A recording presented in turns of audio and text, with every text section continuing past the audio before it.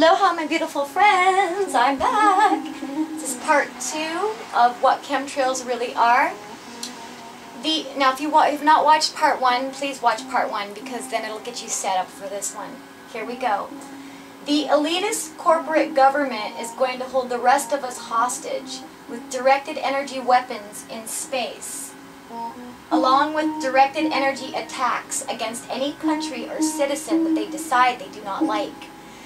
These weapons can create climate war, weather war, mind war, cyber war, disease war, disaster war, and undetectable war.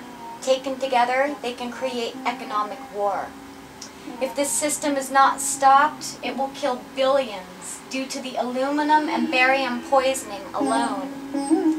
It will kill billions due to crop failures and worldwide famine. It will cause heart attacks, strokes, and cancers. It will cause stillbirths, miscarriages, and infertility.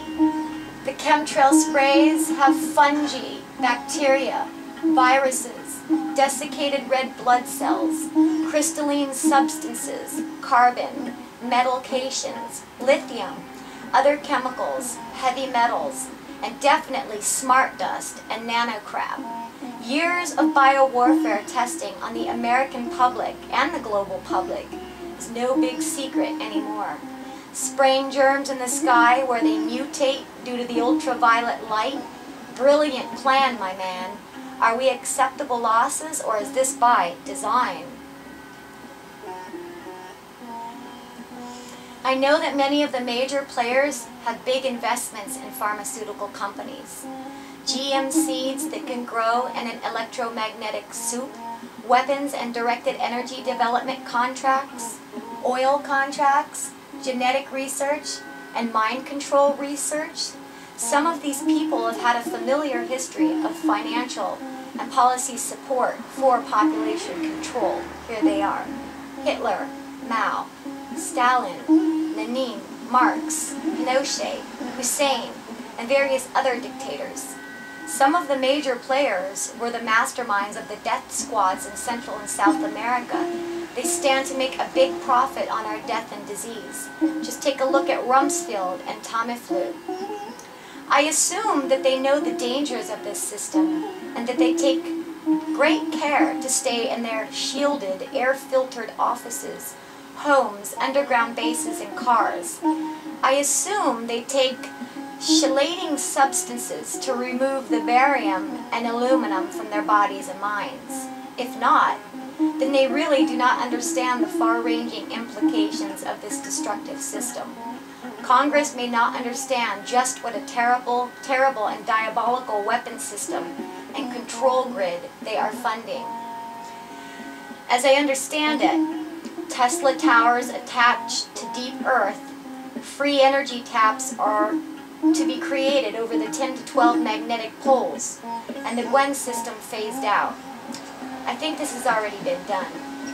This will allow total control of the earth through giant Tesla death ray guns. This natural electromagnetic earth was not meant to be an unnatural dynamo to power man's weapons or his utility companies.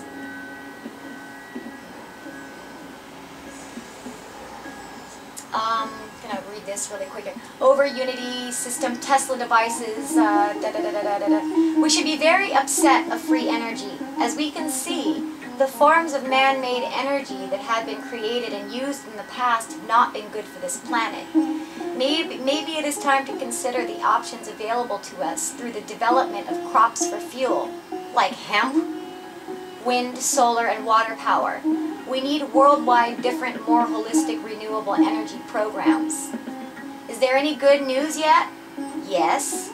There have been tons of particulate dumping of years over America, Europe, Scandinavia, Eastern Europe, basically the globe. And from what I can find out, it's even over Russia. What goes around blows around, right? So these substances are probably actually global. Duh! It sure makes a ton of sense to spray poisonous elements in 24-hour NATO countries and let the substances be carried around the earth on the jet streams to poison yourself, your enemies, and all neutral and non-combatant countries. Talk about making more enemies.